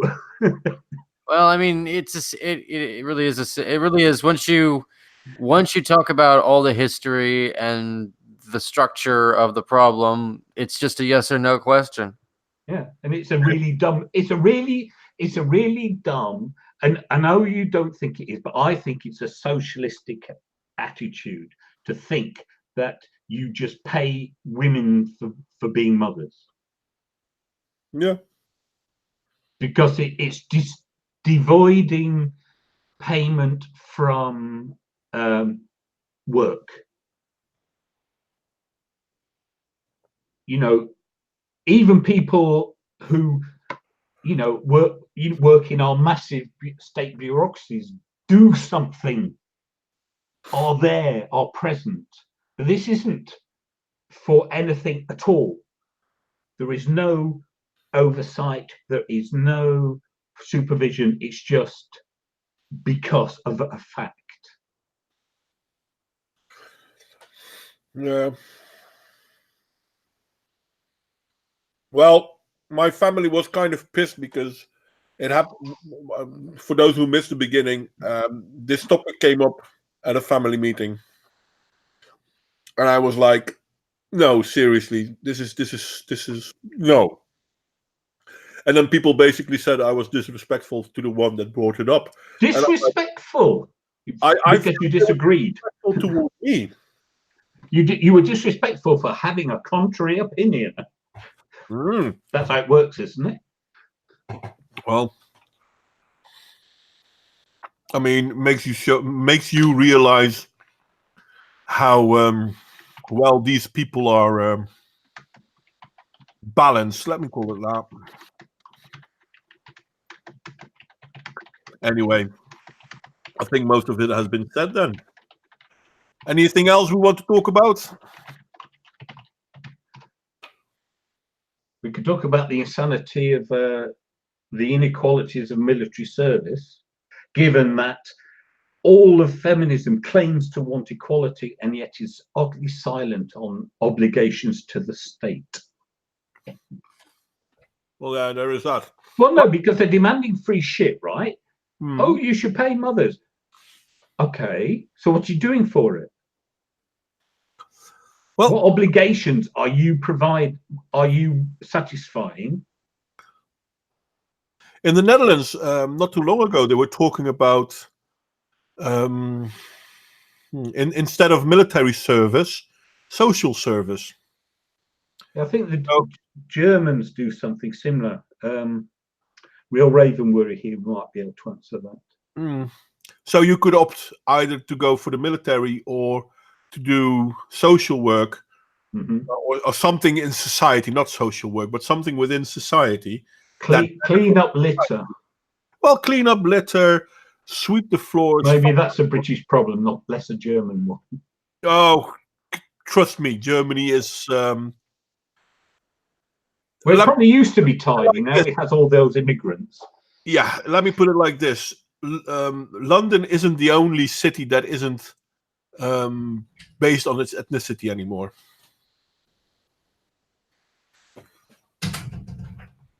Or isn't typical for their own society.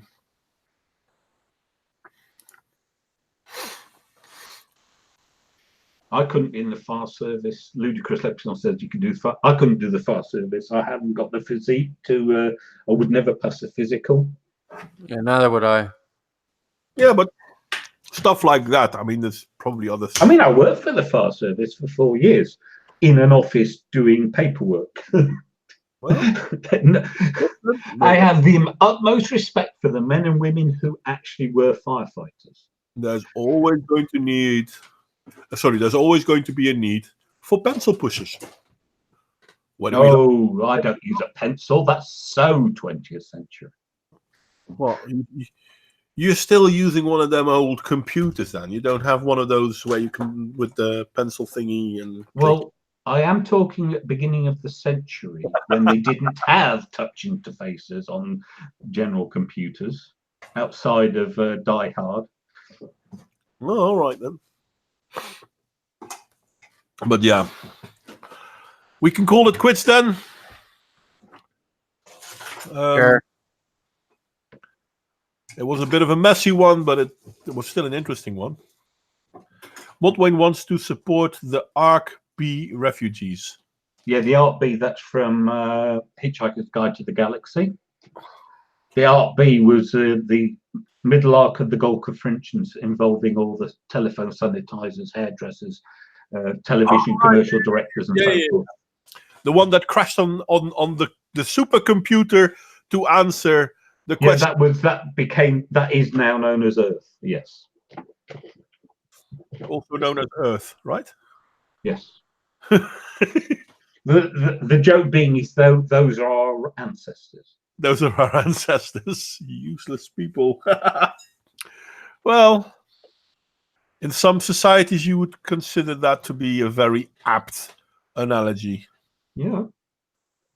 I mean, it's beyond me that the one culture that brought most of the development of the world is also the one culture that feels guilty for everything that happened in the world. I mean, that's right. You know, we're the most affluent, tolerant, peaceful, egalitarian society there's ever been by so many factors. It's not true, and yet somehow we're the bad guys. Yeah. Well, if that's being a bad guy, where does the guilt come from? I want to know. The uselessness of the people who do it.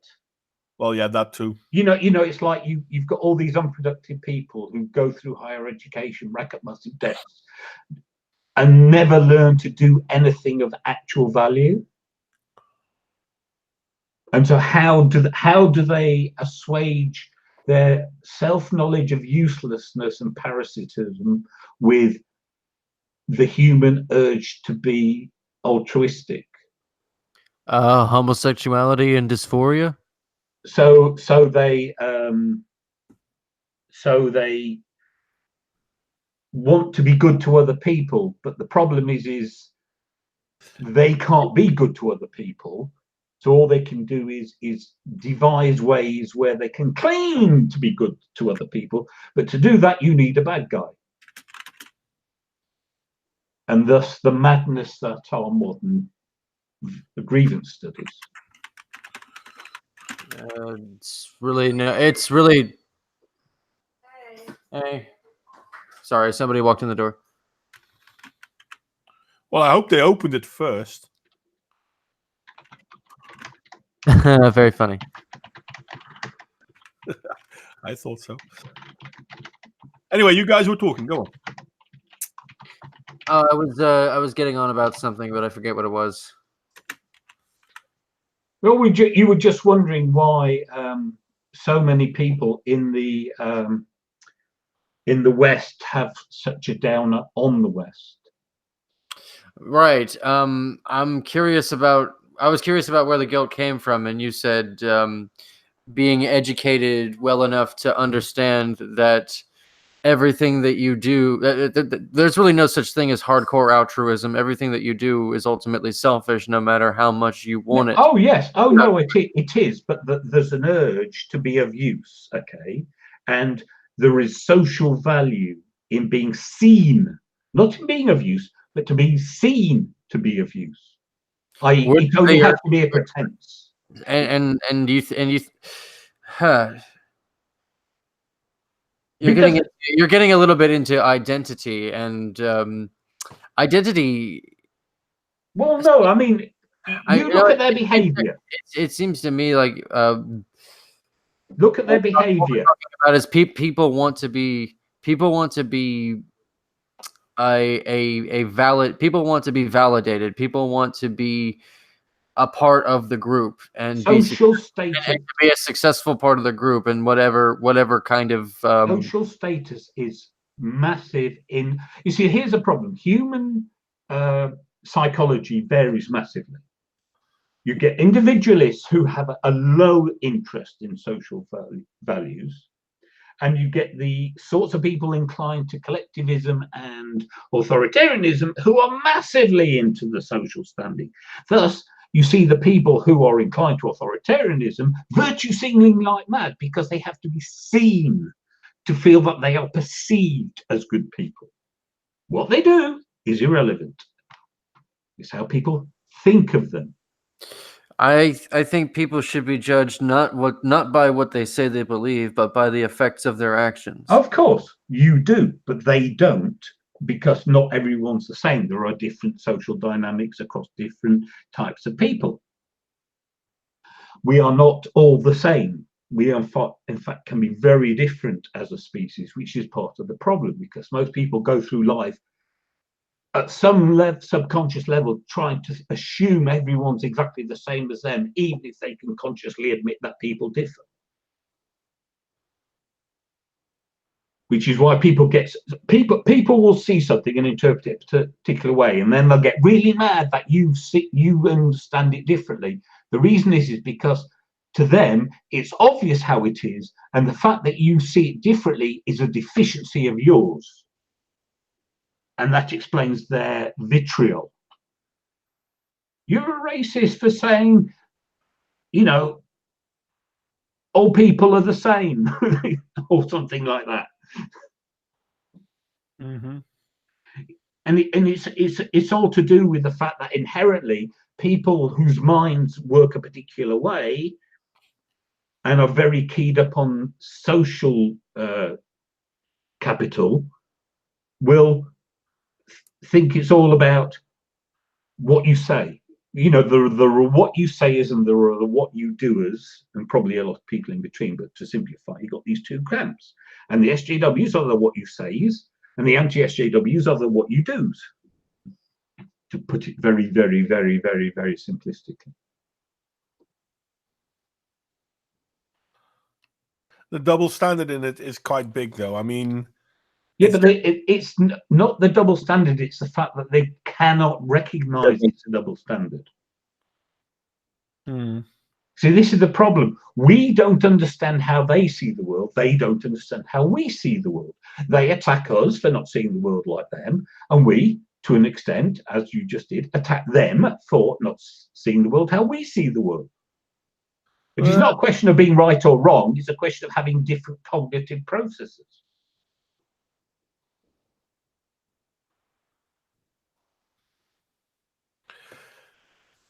I'm not quite sure if it's seeing the world as we see or as they see. I think, talking for myself, my main problem with these people is not so much that they see the world the way they want to see it and I see the world the way I want. Not want, just No. do. Well, listen, it's a choice. You can. No, it's not a choice. This is my whole point. You've missed my whole point. The whole point is it's not. We are wired differently. Well, it's still a choice. You still have influence. For goodness sake. Okay, I'm going to have to, some point I'm going to have to do you a lesson on human cognition. Human cognition is not, we don't perceive reality. We perceive highly modified models of reality. And how we perceive the world depends on our brains. And not all brains process the world exactly the same. Yeah, but it's not about how your brain operates. It is. It's precisely. It's precisely. No, that's. I mean, it may help you make certain decisions, but to stay within your own mindset, your own ideology, is a choice. Yes, but that's not what I'm talking about. I'm talking about literal perception of reality. You know, you've heard how if you have people witness an event and you get eyewitness statements about that event, they will all be very different from each other. That is an example of the fact that people literally perceive the world differently from each other. Yeah, but it's not so much that. Again, it's not about how we perceive things. It's the willingness to discuss things. Are you willing to discuss your perception? Well, that's funny, but if you're not willing...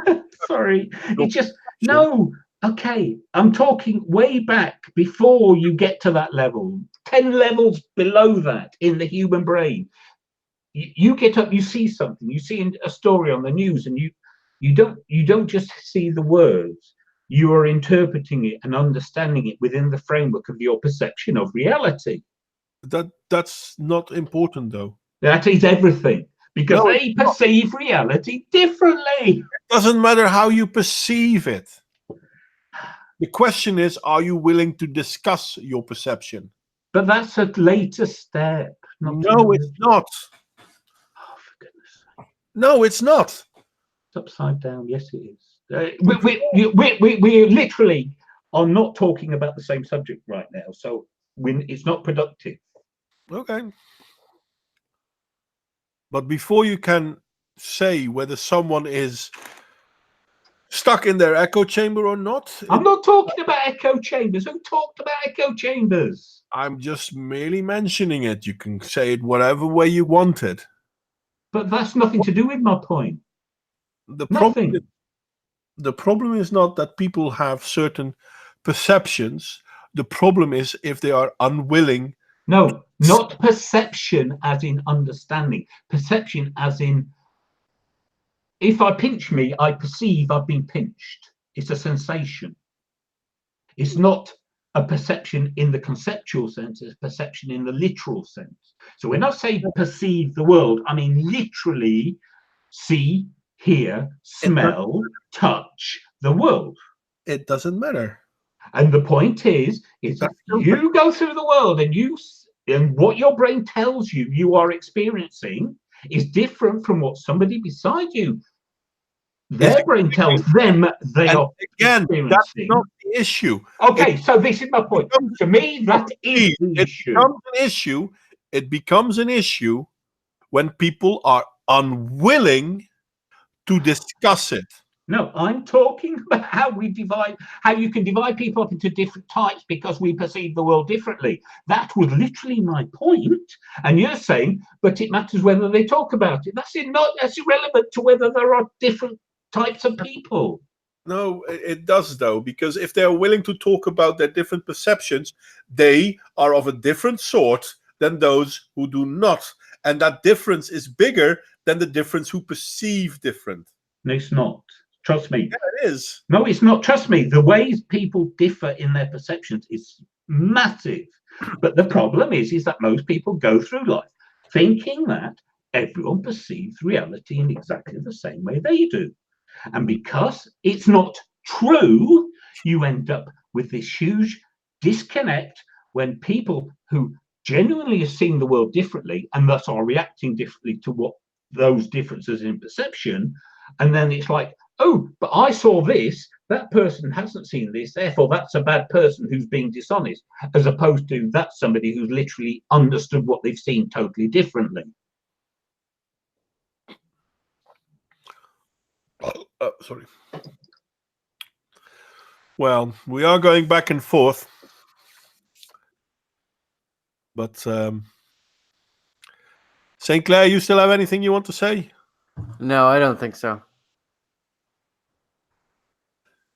I'm sorry that the sharing of the Screen didn't work right, because I really think it would have gone slightly different on that one. But yeah. Yeah, you shared for a little bit and then it seemed to stop. Yeah, it just went black and I couldn't get it back on. I've tried several times. Anyway, thank you all for coming, for those who are still there. Yeah. And, well, St. Clair, you have any famous last words for tonight?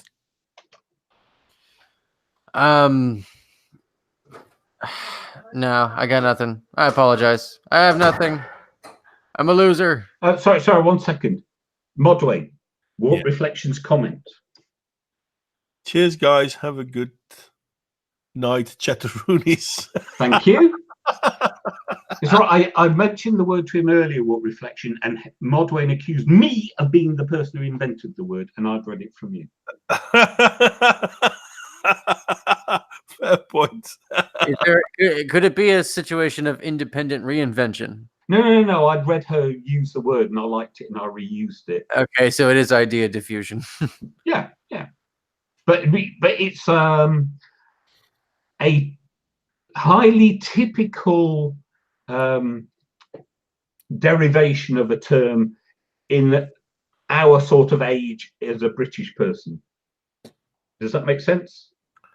Even if you've never heard it before, you understand the form of it and what it means. Yeah, I kind of get that, yeah. And that was my point to Modwain, that it's something old people use. And he took that to mean all old people use it, as opposed to... I feel like I'm beginning to become really good at understanding English speakers, no matter what their accent is. We'll have to find you some real Glaswegians. Oh dear, no. Sorry, just kidding. Anyway, good people of the interwebs, we are going to call it quits. And I'm going to say bye-bye. I hope to see you all next time. Saturday, John and I will have another very interesting discussion about... Hopefully I'll be a lot less argumentative than tonight. I don't know what's wrong with me, and I do apologize. Yeah, you seem to be really up tonight. You didn't have your beer. Anyway, thanks, St. Clair, for coming, mate. Appreciated you over. And this is where I'm going to press the button